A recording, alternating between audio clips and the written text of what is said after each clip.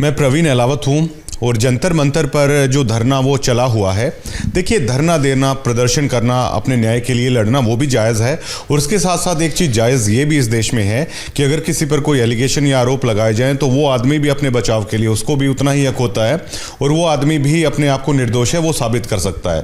लेकिन देखिए, अब कुछ लोग रेसलर्स के स्पोर्ट में हैं, कुछ लोग ब्रजभूषण के स्पोर्ट में हैं, कुछ लोग राकेश कोच हैं उनके समर्थन में। वो एक डेमोक्रेसी का एक पार्ट है, वो जायज़ है। लेकिन पूरा देश ये जानना चाहता है कि आखिरकार रेसलिंग फेडरेशन ऑफ इंडिया का सच है तो क्या है? क्या वो सच काला है या वो सच है उसमें कोई मतलब गलत है? वो कुछ भी नहीं है। तो पूरा देश ये जानना चाहता है जंतर मंतर का आखिरकार सच है क्या है। राकेश कोच हमारे साथ हैं। सर, आप लगातार अपने बयानों से छाए हुए हो। छाने के साथ साथ पब्लिक सेंटिमेंट को लेकर है राकेश कोच का क्रिटिसाइज किया जा रहा है। वो बातें मैं बता चुका हूं कि लोकतंत्र में अगर आपके साथ गलत हुआ है तो प्रोटेस्ट भी जायज़ है, धरना भी जायज़ है, प्रदर्शन भी जायज़ है। और अगर आप लोगों को लगता है कि आप लोग निर्दोष हैं तो आप लोगों को आवाज़ उठाना है, वो भी जायज़ है। लेकिन सर, ब्रजभूषण निर्दोष हैं, खिलाड़ी कह रहे हैं वो दोषी हैं। इससे हटके राकेश कोच ने बवाल है वो मचा दिया है अपने बयानों से। आपने जब ये कहा इसके पीछे दीपेंद्र हुड्डा का हाथ है, इसके पीछे ब्रजभूषण शरण ने भूपेंद्र हुड्डा तक का नाम लिया है। आपने कहा कि बजरंग पूनिया है वो चुनाव लड़ना चाहते हैं। जो दोषी हैं या नहीं हैं उससे हटके ये लड़ाई है वो कहाँ पे राकेश कोच ने पहुँचा दी है। आप ये बताइए सर कि दीपेंद्र हुड्डा का अगर हाथ है तो किस आधार पर राकेश कोच कहते हैं कि दीपेंद्र हुड्डा का हाथ है रेसलर्स के पीछे और ब्रजभूषण निर्दोष हैं?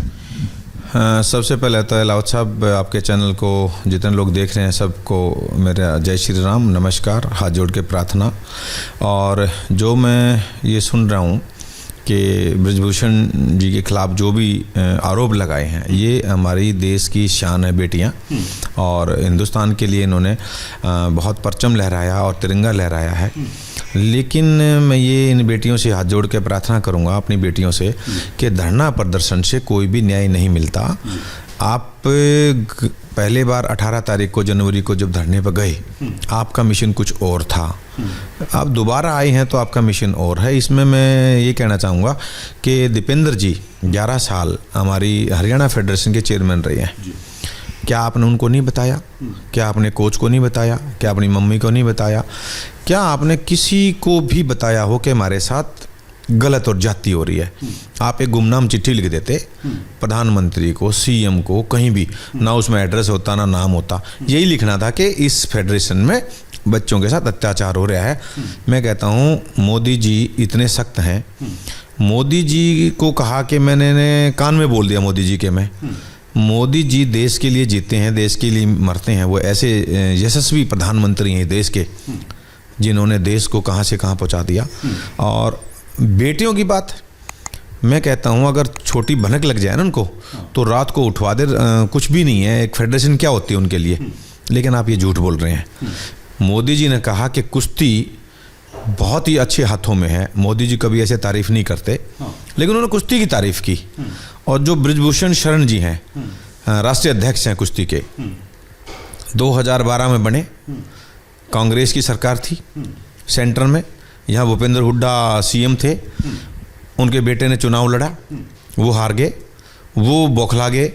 उसके बाद ने उन्होंने जगह मिली हरियाणा में प्रेसिडेंट की। 11 साल में 10 साल उनकी सीएम शिप रही। उनके फादर साहब रहे, गॉड फादर रहे। मुख्यमंत्री खुद एक वकील भी हैं। हमारे जो एक्स मुख्यमंत्री भूपेंद्र हुड्डा जी रहे, वो जानते हैं न्याय कैसे मिलेगा।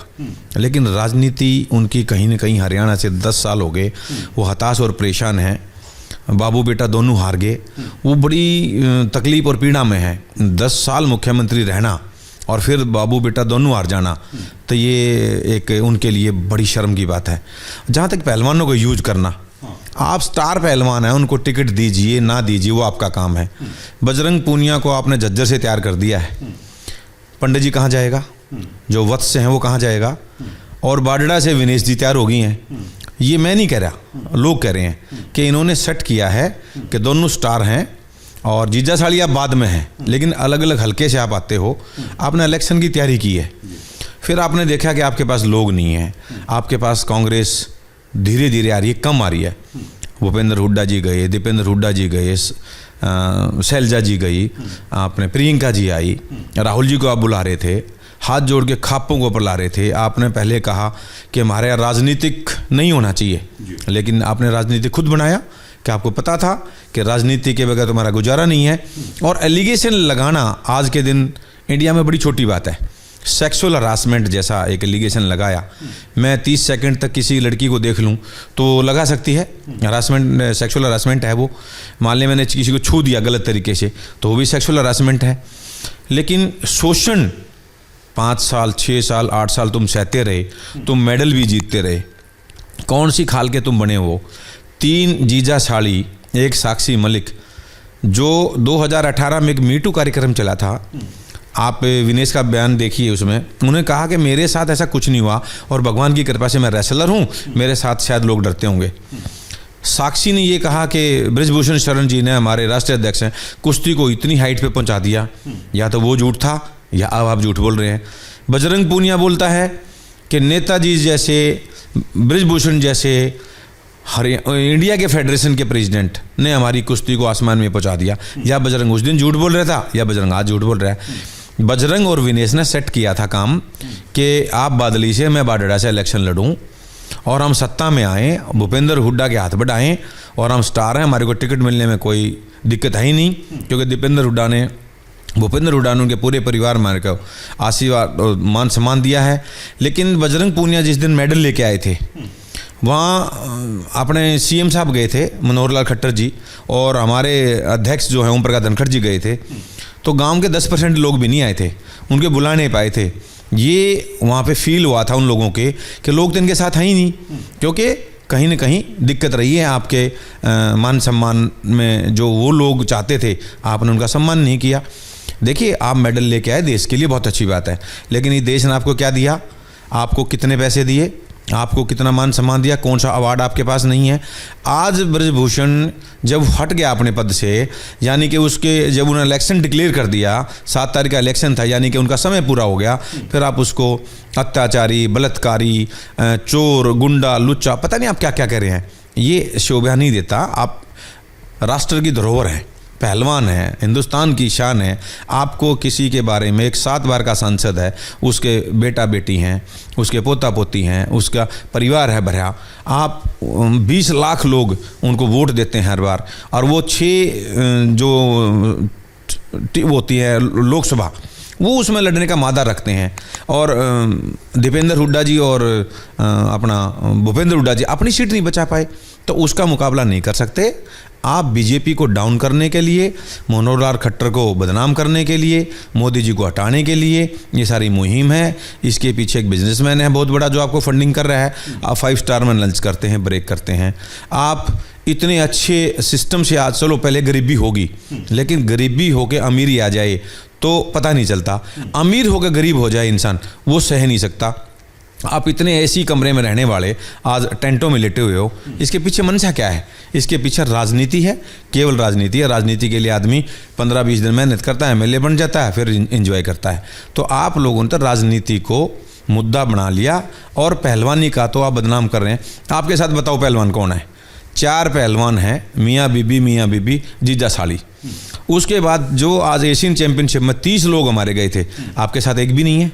हिंदुस्तान की पहलवानी तो अखाड़े में है, आप तो रोड पे बैठे हैं क्योंकि कुश्ती छोड़ दिया आपने। अब आपका नाम मेडल आएगा, आपको पता है। आपने तो एक बनाया था कि बबीता फोगाट हमारी बहन जो है वो फेडरेशन की चेयरमैन बन जाए और हम इस फेडरेशन पे कब्जा करें। आप लोगों का मकसद ये था कि हम इलेक्शन लड़ें। बबीता है, बीजेपी की चेयरमैन है। सबसे पहले बबीता परमिशन लेके आई कमिश्नर से धरना पे बैठने के लिए। बबीता को चेयरमैन बनाया ओवरसाइड कमेटी का, जबकि शिकायतकर्ता को कभी जज नहीं बनाते। लेकिन माननीय मंत्रालय अनुराग ठाकुर जी ने आपके साथ 13-14 मीटिंग करी, उसके बाद उसको बनाया। बबीता आज कह रही है 3 महीने के बाद मेरे से फाइल छीन ली। इतने भी झूठ की बोलने की ज़रूरत क्या है? अब क्या उसकी नौकरी जा रही है? अरे न्याय के लिए आपको बिठाया, आप जज थे, जज का आपने काम किया। आज अपनी बहनों को झूठ बोल रहे हो आप, तो कहीं परिवार में भी गड़बड़ है। होड़ लगी हुई है कि मैं एमएलए, मैं कांग्रेस में, मैं बीजेपी में। ये इनकी बहनों की ऑर्डर। इस परिवार ने केवल हरियाणा को आग में झोंकने का काम किया है और बीजेपी को बदनाम करने का। अब आप बताइए, आपके वहाँ पे नारे लगते हैं मोदी जी तेरी कब्र खुदेगी, ये क्या है? हमें एक खालिस्तान चाहिए, हमें आज़ादी चाहिए, ये क्या है? ये राजनीतिक है। आप इन षड्यंत्र से बचें। राकेश टिकैत आता है, कहता है कि उसको पहले बंद करो, वो गुंडा है। अरे 3 यूपी से लोग आए, यशपाल मलिक आया, हरियाणा को आग में झोंक दिया और चला गया। राकेश टिकैत आया, हरियाणा को आग में झोंक दिया, 30 लड़के शहीद हुए। राकेश टिकैत से मैं पूछना चाहता हूं, क्या वो शहीद बच्चे हुए? क्या उनके घर कभी गोड्डा निभाने गया हो, कभी उनकी मदद करने गया हो, आज उनके हालचाल पूछे हों कि वो बेचारे किस तरह जीवन बिता रहे हैं? एक मुझे लगता है कि बुपनिया गांव का लड़का था, एक ही था राकेश टिकैत ने, उसके घर का भी नहीं बेरा, नाम का भी नहीं बेरा। राकेश टिकैत तो 8 बीघे का जमींदार, 500 करोड़ का वैसे हो गया। ये तो बिजनेसमैन है, इसने तो बना बना मंच मिल गया और एक भूपेंद्र हुड्डा का आशीर्वाद मिल गया। इसको तो केवल एक ही है कि किसान आंदोलन से अब यहाँ आगे चटूनी जी हैं पंजाब से, उनको क्या चाहिए? वो मैं देख रहा था, केवल हायर किए हुए लोग हैं। एक वहाँ लेडी रहती है, मैं नाम भूल गया उसका क्या है, वो रोने का ऐसा ड्रामा करती है जो इसकी बेटी के साथ कुछ हो गया, सुदेश गोयत। वो 13 महीने रोड पे बैठी रही है, आज वो वहाँ से जाती नहीं है। इनके पास एक्टर भी हैं, रोने वाले, हंसने वाले, बोलने वाले, ये पूरी प्लानिंग है। ये तो बहुत बड़ा षड्यंत्र है मोदी जी के खिलाफ, बाकी कुछ नहीं है। राष्ट्रीय अध्यक्ष हमारे बृजभूषण शरण ने कुश्ती को आसमान पे पहुंचाया। मैं 8-7 महीने से उनको जानता हूं। मैं कहता हूं, मेरे पिता ने मेरे को जन्म दिया था, उन्होंने मेरे को इतना मान सम्मान दिया है, मैं मरते दम तक उनके साथ रहूँगा।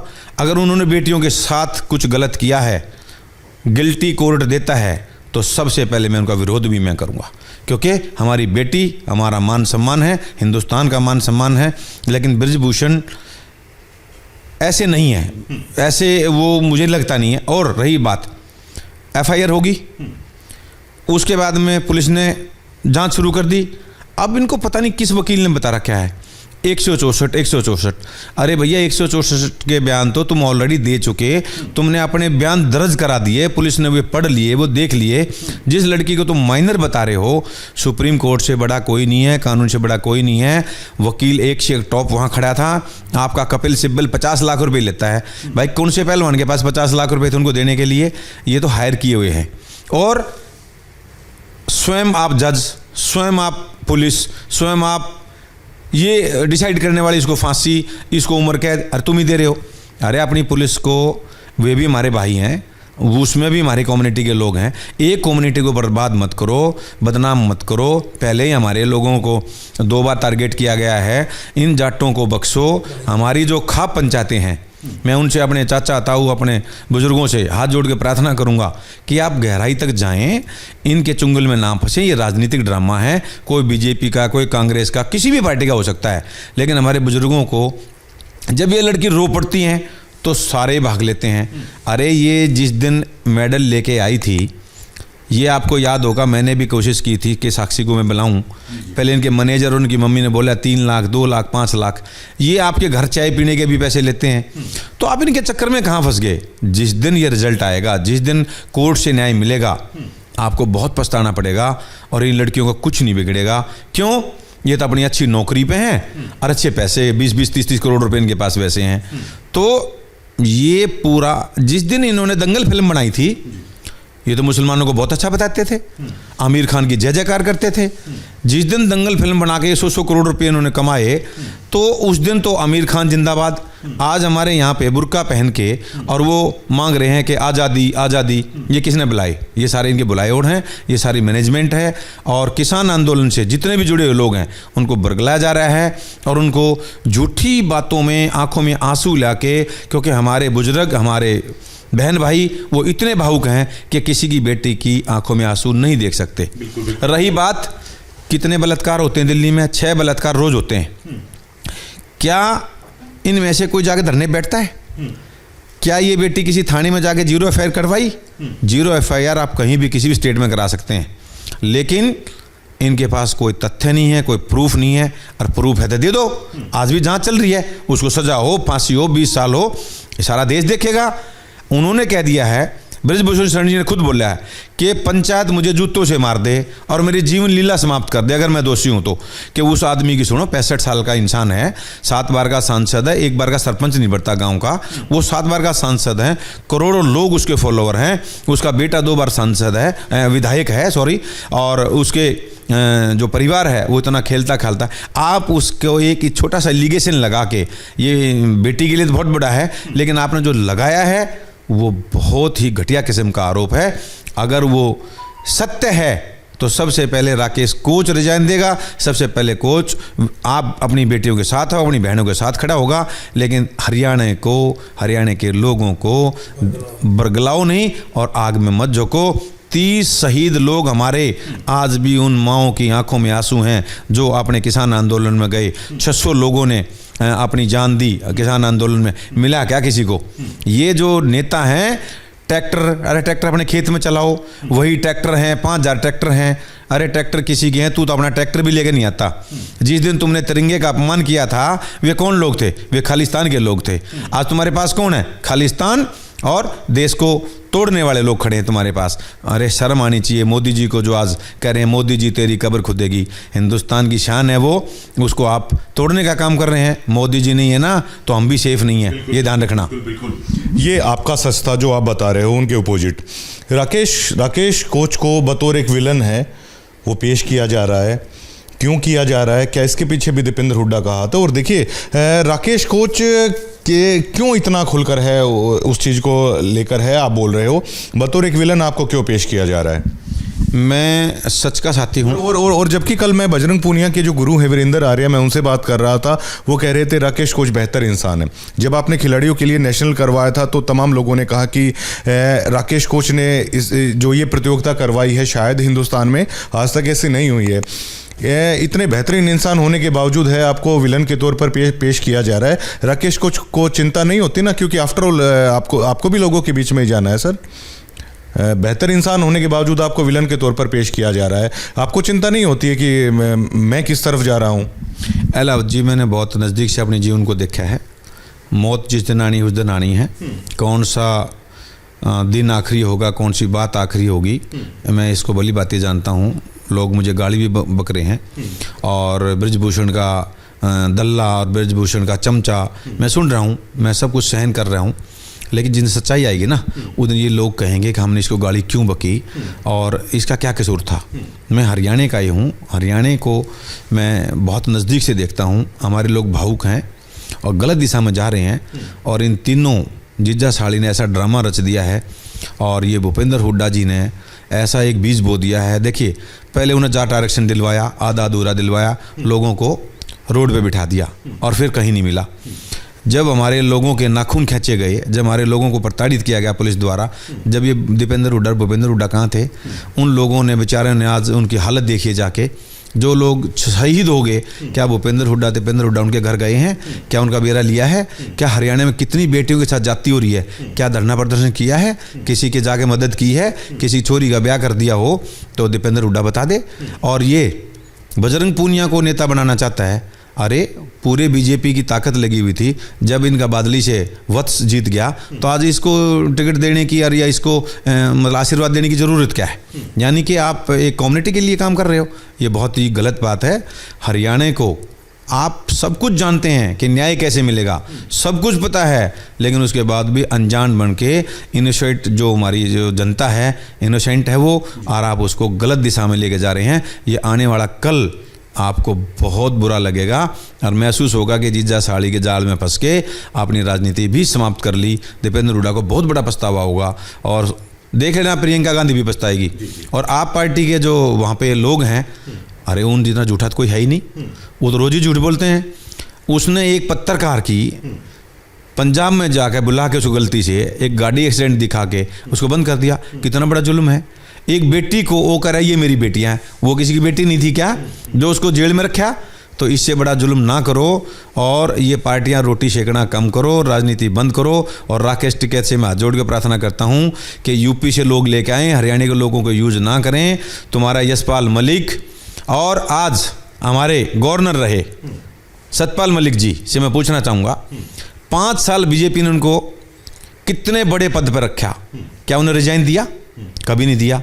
आज वो केवल कहते हैं मैं जाट हूँ, और उन्होंने एक बयान दिया था, भाई मैं गवर्नर हूँ वहाँ का, गोवा का, आइए मेरे पास, गेट पे आपको वो सुविधा मिलेगी जो एक सीएम को मिलती है, पीएम को मिलती है। ऐसे झूठे वादे क्यों करते हो आप? वहाँ पे जब जाते हैं गेट भी नहीं खुला, आप कभी किसी से मिले भी नहीं, लेकिन आप उस पद से हट गए, पूरी 5 साल की पूरी ज़िंदगी का एंजॉय करके आज आप कह रहे हो मैं जाट हूँ, मैं जाटों की लड़ाई लड़ूंगा। ऐसे राजनीतिक घनौनी क्यों करते हो? आपने बीच में ही छोड़ देना था। जिस दिन किसान आंदोलन था आपने रिजाइन करना चाहिए था। आपने कहा वो हटाएंगे तो मैं हट जाऊंगा, यानी कि आपने पद से प्यार था, जब जाट कहाँ जा रहे थे।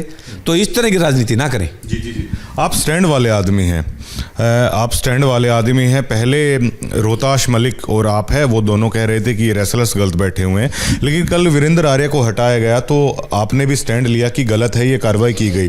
वीरेंद्र आर्य ये बोलते हैं सर कि राकेश कोच बेहतर इंसान है और हरियाणा की फेडरेशन में हमारा सौभाग्य है कि राकेश कोच जैसे लोग हैं वो कुश्ती को है वो संभाल रहे हैं। लेकिन आप कह रहे हो कि वो गलत हैं, आप वीरेंद्र आर्य को सही बता रहे हो, वीरेंद्र आर्य आपको सही बता रहे हो, लेकिन आप रेसलर्स को गलत बता रहे हो। वीरेंद्र आर्य आपको तो ठीक बताते लेकिन वो रेसलर्स को भी ठीक बताते हैं, तो ये विरोधाभास आएगा, उससे नुकसान नहीं होगा? हर इंसान की कोई न कोई मजबूरी है। हमारी बहन बेटियां हैं वो, और कहीं रिश्तेदारियां भी हैं। वीरेंद्र आर्य के जो शिष्य हैं वो बजरंग पूनिया है और दीपक पूनिया है, वो उन्हीं के गांव से बिलोंग करता है। एक तो दीपक पूनिया, तो वो बेसिकली वो पूनिया है, वीरेंद्र दलाल है। उनको हटाने से हमारे को क्या लाभ है? ये रोहतास जो प्रेसिडेंट है उसने पता नहीं किस जिद में, ये हमारे WFN नहीं बोला कि इनको हटा दो, उसका अपना निर्णय है, क्योंकि उसको हो सकता है नमस्ते कम मिली हो सकता है उसको बुरा लगा हो सकता है उसने देख लिया कि हमारे विरोध में है, कोई मजबूरी भी तो हो सकती है। उसको बुला के उसको एक सिंपल नोटिस दे के और पूछ सकते थे। जहाँ तक जय भगवान जी की बात है, वो इंटरनेशनल खिलाड़ी हैं, हमारे देश की शान रहे हैं और बहुत ही अच्छे टॉप के लेवल के रहे हैं। वो कोई गलती से किसी ने बुला लिया हो, वो पहलवान रहे हैं, तो इतनी बड़ी सजा थोड़ी होनी चाहिए। फिर वो है संजय उमरा है, 300 खिलाड़ी कम से कम उनके पास रहते हैं। सबसे पहले संजय उमरा की ही बेटी ने बयान दिया था कि नेताजी 100% सही हैं, आप उसी को हटा रहे हो। जो उनके फेवर में खड़ा आप उसको भी हटा रहे हो। तो ये रोहतास जी की गलती है, ये फेडरेशन की गलती नहीं है, और जो उसने गलती करी वो भुगतेगा इस बात को, और बाकी जवाब तो वही देगा। क्यों, क्या मनसा थी? मैं नहीं चाहता कि किसी को हटा के आप जीत सकते हो। मैं चाहता हूँ उन लोगों को भी अपना बना के हम जीत सकते हैं, और उन लोगों को अपने फेवर में करके वो 10 लोगों को बताएं कि नेताजी सही हैं, नेताजी सही हैं, तो हमारी ताकत और बढ़े। अब तो एक है ना रूमर चला हुआ, नेता गलत, नेता गलत। उन लोगों को पता ही नहीं नेता गलत क्या है, उन लोगों को समझाया नहीं जा रहा। मैं गोडा निवाने गया था भी कई जगह, तो 2-3 पहलवान बैठे थे, बोला नेताजी बहुत अत्याचारी है, फिर मैंने उनको समझाया तो मान गए। तो वहाँ बैठ के बात हो सकती है। अरे ये अखाड़ा अब जो है ना, ये जो दंगल जो रुपया हुआ है वहाँ पे दिल्ली में, यही पहलवानों के बस की नहीं है। इसको तो हैंग कर रखा है कांग्रेस ने, इसको हैंग कर रखा है राकेश टिकैत ने। राकेश टिकैत को तो जहाँ दिखे तो अपरात वहाँ गए सारी रात। उसको तो मार से मतलब है, 500-700 करोड़ रुपये कमा लिए। अब कहता है हाँ हमारे को 13 महीने का जो ना सर्टिफिकेट है। अरे क्यों सरकार को तुम चैलेंज करते हो? सरकार से बड़ा कोई नहीं है। आप कह रहे हैं कि विनेश है वो चुनाव लड़ना चाहते हैं, उनको तैयार किया जा रहा है, बजरंग वो चुनाव है वो लड़ना चाहते हैं। तो क्या राकेश कोच समाज से इस बाबत कभी माफ़ी मांगेंगे भविष्य में, अगर ब्रजभूषण पर लगे हुए आरोप सिद्ध हो जाते हैं और ये खिलाड़ी है राजनीति नहीं करते हैं, तो क्या राकेश कोच है आके पब्लिकली है माफ़ी मांगेंगे कि मैं गलत था? देखिए, ब्रजभूषण शरण जी अगर गिल्टी पाए तो सबसे पहले विरोध मैं करूंगा और सारे समाज से हाथ जोड़ के माफ़ी मांगूंगा कि मैं गलत था। और ये पहलवानों को टिकट ना मिले वो एक अलग मैटर है, राजनीतिक से है। वो इनको मिले मेरा ऐसा क्या लेने देना है। इनको टिकट मिलेगी, एमएलए बनेंगे, मंत्री बनेंगे, मुझे पीस देंगे, इतना ही तो है ना। लेकिन मैं ना अपनी मौत से डरता हूँ, ना मैं किसी से डरता हूँ, मैं केवल भगवान से डरता हूँ। और जिसने मेरे को मान सम्मान दिया है मैं उसको जीऊँगा जब तक सलूट करूँगा।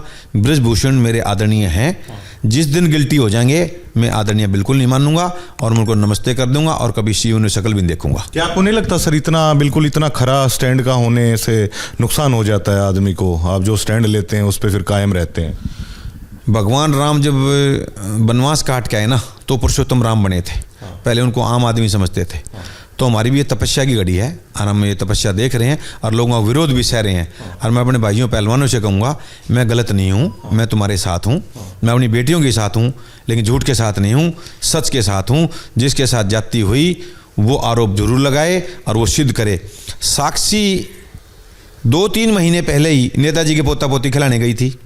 इनके शादी में नेताजी, ये उनकी कैंपेनिंग वोट मांगने के नेताजी वहाँ, मान लीजिए क्या शोषण होता रहेगा तो कहीं तो कटेगा। वो कह रहे हैं अगर हम शादी का कार्ड नहीं देते ना हमारे को टॉर्चर करते हैं। अरे किसको बेवकूफ़ बना रहे हो आप लोग? मेरी मर्जी है, मैं कार्ड दूं ना दूं किसी को, मैं अपनी शादी में बुलाऊं ना बुलाऊं। लेकिन जब लगता था कि एक राष्ट्र के अध्यक्ष, कुश्ती के संघ के प्रेसिडेंट हमारी शादी में आए, हमारा मान सम्मान गौरव बढ़ेगा, और आज कह रहे हो तो वो तो बलात्कारी है। तो ये दो मुंह काम मत करो, या तो तुम उस दिन झूठ बोल रहे थे या आज झूठ बोल रहे हो, झूठ तो बोल रहे हो। ठीक है सर, आप तो देखिए, आप तो हरियाणा की कुश्ती को अच्छे से करीब से जानते हो। क्या बजरंग, साक्षी, विनेश बतौर एक खिलाड़ी खत्म हो चुके हैं? क्या दमखम नहीं रखते अब वो देश का प्रतिनिधित्व करने का या मेडल लाने का? क्या खुलासा करेंगे? देखिए, जंतर मंतर पर पहलवानी करके किसी का मेडल आया नहीं। अभी वो पिछले 3-4 महीने से जीजा साड़ी ही मैट पे कुश्ती करते हैं। कोई पहलवान उनसे खुश नहीं है, क्योंकि उन्होंने पहलवानी को ख़त्म करने का काम किया है। जो हमारे बच्चे बेचारे अभी अंडर 15 होना था, नेशनल होना था, और आगे कितने टूर्नामेंट हमारे बच्चे हैं, वो किसी पहलवान को चाहते ही नहीं कि मेडल जीते। विनेश चाहती है कि मेरे जैसी कोई लड़की ना हो, कॉमनवेल्थ मेडल लेके आई ना। हमारा इंडिया का नेशनल कॉमनवेल्थ जैसा है, वो इस बात का घमंड ना करें।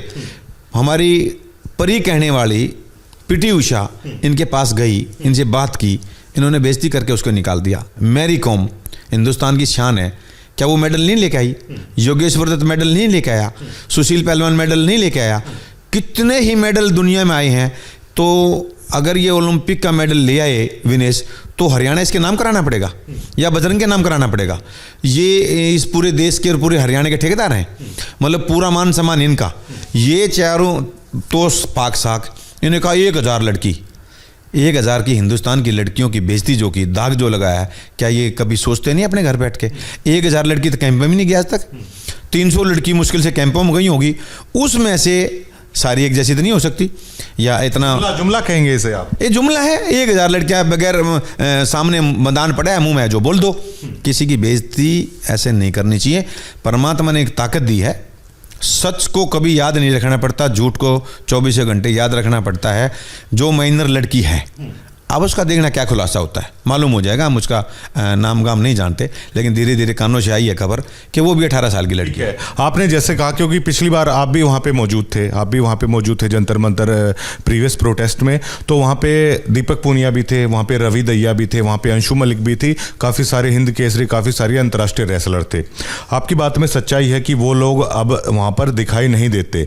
लेकिन सर एक बात ये है ना कि वो लोग अगर बजरंग पूनिया, साक्षी, विनेश के पास दिखाई नहीं देते ना, तो वो लोग तो राकेश कोच के समर्थन में भी बयान नहीं देते, वो ब्रजभूषण के समर्थन में बयान नहीं देते हैं, तो वो आपके समर्थन में भी बयान नहीं देते, वो भी वेट एंड वॉच पे हैं। फिर देखिए, लोग ना आप दोनों हाथों में लड्डू रखते हैं। यही लोग जो धरने बैठे हैं, जब लोग इलेक्शन हार जाते हैं ना, तो लोग मुंह मोड़ लेते हैं। फिर वो दोबारा मंत्री बन के आता है ना, फिर कहते हैं जी 24 घंटे में आपके साथ हैं। ये वो लोग हैं, ये मौके का फ़ायदा उठाने वाले लोग हैं। बजरंग ने, साक्षी ने, विनेश ने, गीता ने, बबीता ने कितने पैसे कमाए आपको मालूम नहीं है। ये सेलिब्रिटी हैं, ये सेलिब्रिटी हैं। अब भी इनको बहुत सारा फंड मिला हुआ है। हो सकता है उसको यूज करने के लिए बैठे हों, हो सकता है इनकी मजबूरी हो वहाँ बैठना, कि उनके आका बोलते हो कि नहीं बैठना है। राजनीति और आका का खेल बहुत बुरा है। और बजरंग तो खुद रेलवे का अधिकारी है, ये चारों रेलवे के अधिकारी हैं।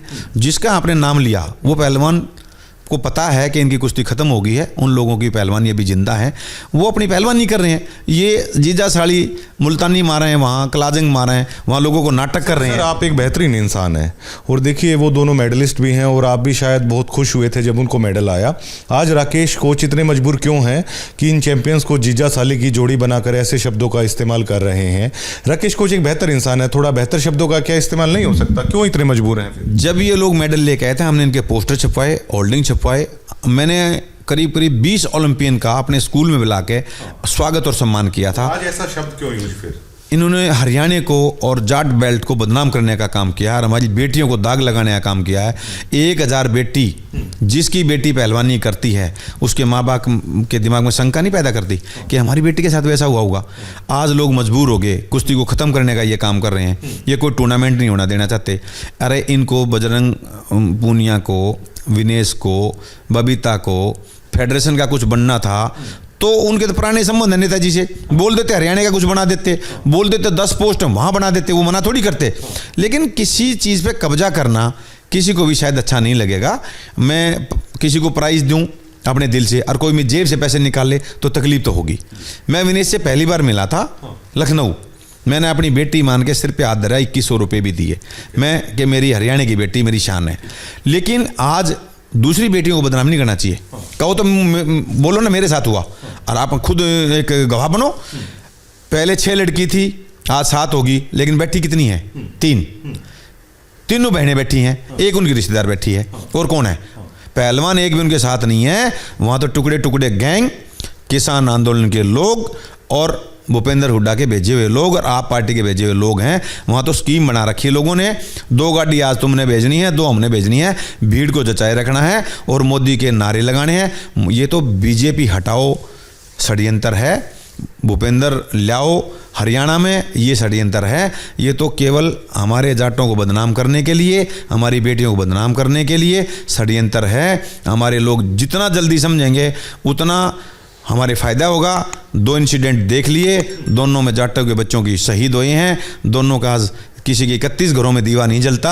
क्या इनको सोचा कभी कि उनको खाना पीना दाना, उनको नौकरी, वो भी बीजेपी सरकार ने नौकरी दी है? क्या आपको ये चिंता होती है, जैसे ब्रजभूषण शरण ने ये कहा था मैं इस्तीफा दे देता हूँ लेकिन यहाँ से उठ के अपनी प्रैक्टिस पर आप ध्यान दीजिए, तो क्या राकेश कोच को क्या हरियाणा कुश्ती की अब चिंता होती है अगर ऐसे ही चलता रहा तो? मेरा रिजाइन आज ले लो, कोई भी भाई बन जाओ।